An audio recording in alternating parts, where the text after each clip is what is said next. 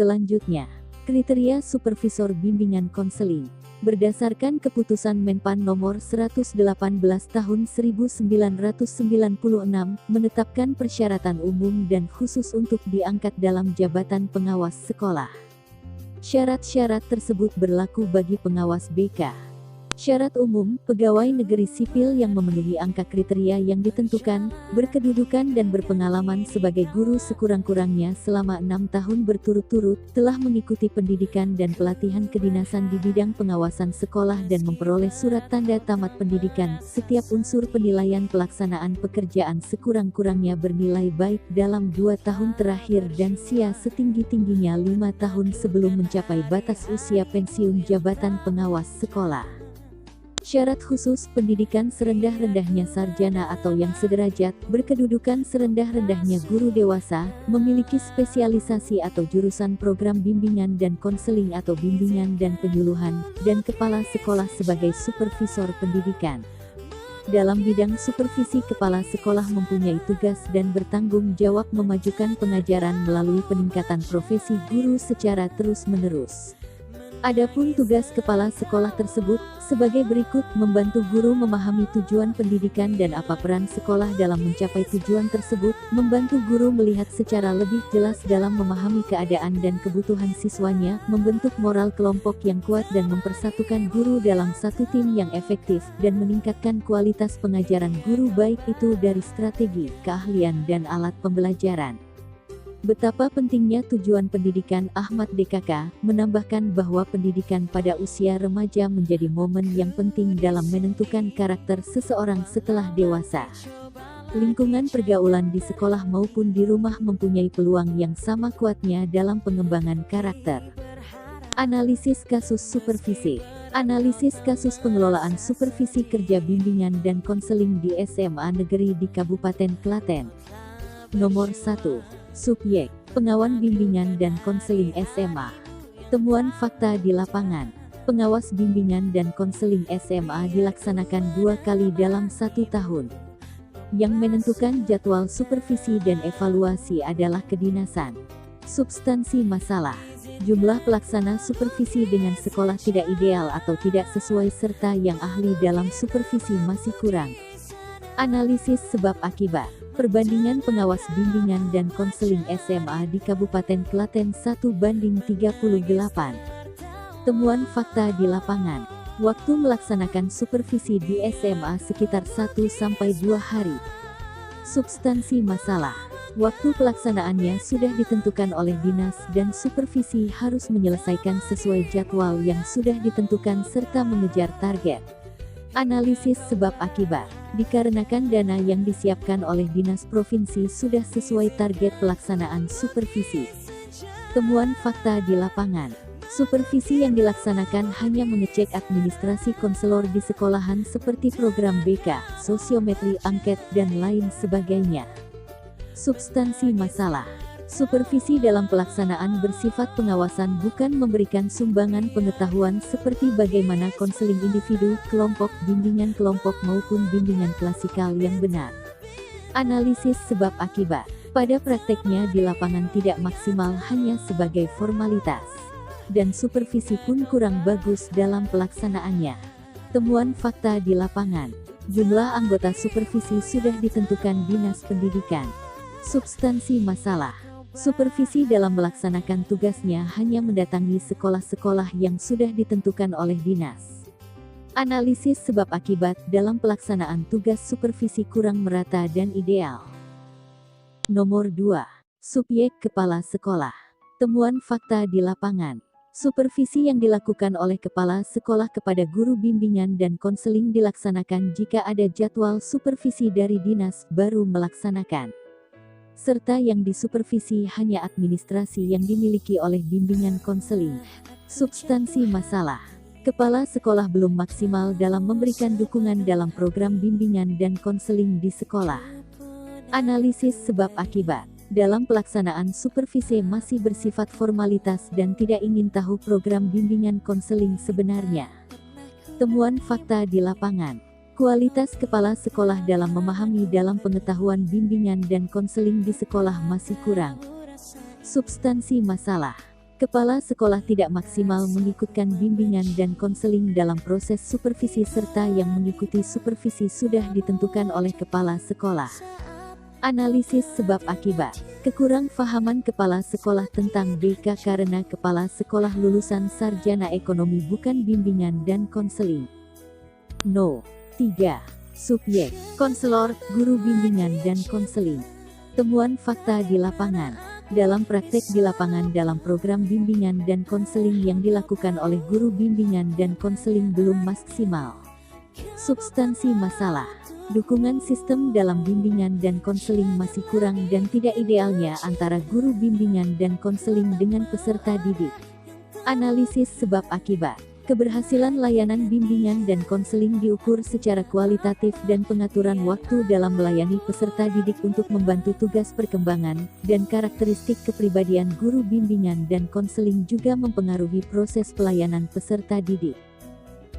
Analisis kasus. Evaluasi konteks. Evaluasi tujuan program. Tujuan dari program yang direncanakan sudah sesuai dengan kebutuhan sasaran layanan, yaitu untuk mengentaskan masalah yang dihadapi oleh siswa dengan menunjukkan rasa bahagia dan merasa puas setelah memperoleh layanan konseling, dan tujuan tersebut telah dituangkan dalam berbagai jenis layanan bimbingan dan konseling di SMA negeri di Kabupaten Klaten. Evaluasi identifikasi kebutuhan. Pada bagian identifikasi kebutuhan siswa sudah cukup baik karena telah melakukan asesmen dari berbagai sumber kebutuhan. Selain itu juga digunakan untuk melihat latar belakang dari munculnya kebutuhan siswa tersebut. Namun ada hal yang harus diperbaiki dan ditingkatkan kembali pada kegiatan identifikasi kebutuhan. Identifikasi kebutuhan seharusnya dilakukan kepada seluruh siswa agar diperoleh data kebutuhan yang sesuai dengan kondisi seluruh siswa. Perlu adanya penambahan kelengkapan instrumen identifikasi, karena dengan adanya berbagai instrumen dalam mengidentifikasi akan membantu dalam memperoleh data yang lebih sesuai dengan kondisi di lapangan. Evaluasi masalah program. Masalah dalam program bimbingan dan konseling di SMA Negeri di Kabupaten Klaten adalah tidak ada jam masuk kelas dan kebingungan format administrasi. Hal itu akan mempengaruhi pada saat pelaksanaan program. Permasalahan yang akan muncul yaitu terhambatnya suatu kegiatan pelayanan yang sudah terprogram. Sedangkan masalah kebingungan format administrasi akan berakibat kepada tidak tertibnya administrasi bimbingan dan konseling. Evaluasi peluang program. Karena tidak adanya jam masuk kelas di SMA negeri di Kabupaten Klaten, dikhawatirkan dalam pelaksanaan program bimbingan dan konseling tidak dapat terjadwal secara pasti sesuai dengan program yang sudah disusun. Evaluasi input. Evaluasi personil bimbingan dan konseling. Pengawas sekolah dan kepala sekolah telah melaksanakan perannya sebagai supervisi. Selain sebagai supervisi, kepala sekolah juga memotivasi dan mendukung peningkatan pelayanan bimbingan dan konseling.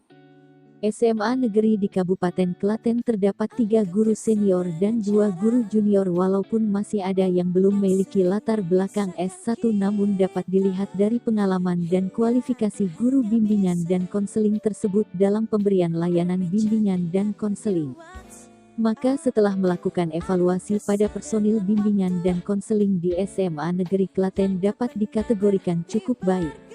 Evaluasi anggaran dana. Unit BK SMA Negeri di Kabupaten Klaten memperoleh dana operasional layanan BK setiap bulannya. Tersedianya dana operasional tersebut membuktikan adanya dukungan kepala sekolah dalam kegiatan pelayanan BK di sekolah. Evaluasi unit organisasi. BK di SMA Negeri di Kabupaten Klaten sudah memiliki struktur organisasi, tetapi belum ada pembagian tugas yang spesifik pada masing-masing pelaksana BK. Hal ini menandakan bahwa walaupun sudah memiliki organisasi, tetapi belum ada aktivitas perorganisasian yang optimal.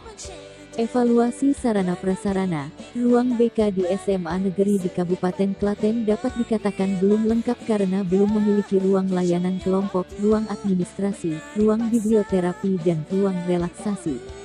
Ruang BK di SMA Negeri di Kabupaten Klaten perlu direnovasi sesuai dengan syarat ruang BK agar tercipta suasana nyaman bagi guru BK maupun siswa yang memperoleh layanan. Evaluasi pola atau metode, guru BK di SMA negeri di Kabupaten Klaten masih menggunakan pola 17+ dalam pelayanan BK. Sedangkan implementasi kurikulum 2013 kurikulum BK sudah ada perubahan dan pengembangan. Kemudian pada metode pemberian layanan guru BK hanya menggunakan metode yang dikuasainya saja, sedangkan seharusnya guru BK dituntut untuk menguasai berbagai metode dan pendekatan maupun teknik dalam pemberian layanan kepada siswa. Dengan itu, pada bagian komponen pola atau metode program BK dapat dikategorikan kurang baik. Evaluasi komponen proses.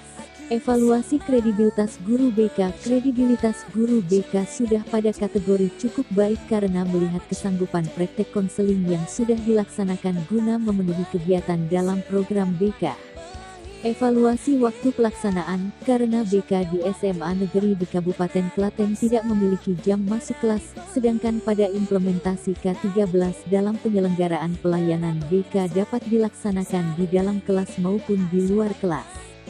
Maka hasil dari wawancara guru BK diketahui bahwa pelaksanaan program pelayanan BK akan jadi lebih optimal jika sekolah menyediakan jam masuk kelas untuk pelayanan BK. Evaluasi perangkat layanan, bahan materi layanan yang disiapkan sudah sesuai dengan hasil identifikasi dan prioritas kebutuhan dan metode klasikal yang digunakan, sedangkan media layanan yang disiapkan dikatakan masih kurang. Karena tidak disiapkan secara optimal melihat keterbatasan guru BK dalam menggunakan berbagai program aplikasi komputer. Evaluasi pemanfaatan sumber daya sesuai penggunaan, sarana prasarana dapat dikatakan sudah cukup baik melihat penggunaan sarana yang digunakan guru BK untuk kelancaran layanan BK. Anggaran dana dapat dikatakan jika manajemen keuangannya sudah baik. Evaluasi hambatan yang muncul, hambatan yang pertama yaitu ketiadaan jam masuk kelas, kedua yaitu rendahnya tingkat perhatian dan pemahaman orang tua terhadap anak, ketiga yaitu miskonsepsi petugas STP 2K terhadap peran guru BK, keempat yaitu fasilitas yang belum optimal, kelima yaitu tumpang tindihnya format administrasi, keenam yaitu banyaknya layanan yang bersifat insidental sehingga sering mengganggu layanan yang sudah terprogram. Evaluasi komponen produk. Evaluasi hasil layanan dari siswa, dapat dikatakan jika layanan BK sudah memenuhi tujuan program BK. Adanya respon positif siswa terhadap layanan BK secara tidak langsung menggambarkan bahwa BK memiliki peran tersendiri dalam pelaksanaan pendidikan di sekolah. Hal itu juga menunjukkan bahwa layanan BK telah diakui oleh siswa. Evaluasi hasil layanan dari orang tua siswa memiliki antusias yang baik terhadap kegiatan pelayanan BK di sekolah. Layanan BK dirasa oleh orang tua siswa sudah sesuai dengan kebutuhan dan masalah yang dihadapi anak. Selain itu, orang tua menilai jika layanan BK memberikan perubahan positif pada anak. Evaluasi hasil dengan membandingkan tujuan, kebutuhan, dan komponen program lainnya. Jika melihat dari hasil layanan dengan tujuan program diketahui bahwa hasil layanan sudah sesuai dengan program BK. Jika melihat hasil layanan dari siswa maupun orang tua sudah terpenuhinya kebutuhan akan layanan BK. Pada subkomponen hasil layanan dari siswa dan orang tua sudah baik dibandingkan dengan komponen konteks input proses yang memiliki kategori cukup baik, dapat disimpulkan bahwa hasil program yang diperoleh sudah sesuai bahkan lebih baik dari pelaksanaan program yang sudah dilakukan. Hal ini berarti bahwa pelaksanaan program sudah cukup efektif melihat hasil layanan yang diperoleh. Komponen produk memperoleh hasil yang lebih baik daripada ketiga komponen lainnya.